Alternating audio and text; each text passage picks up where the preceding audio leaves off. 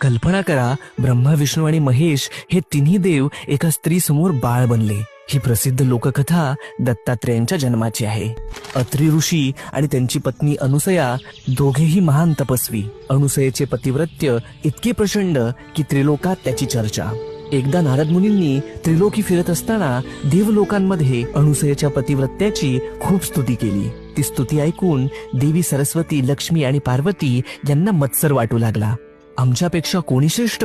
त्यांनी आपल्या पतींना भाग पाडलं की जाऊन अनुसयेची परीक्षा घ्या.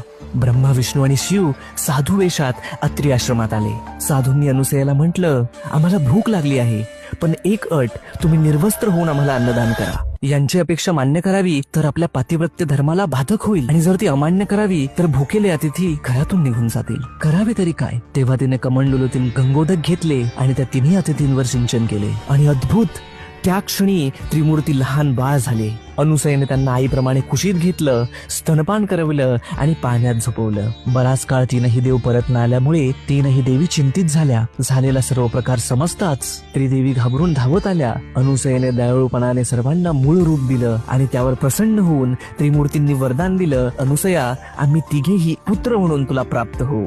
आणि अशा प्रकारे जन्म झाला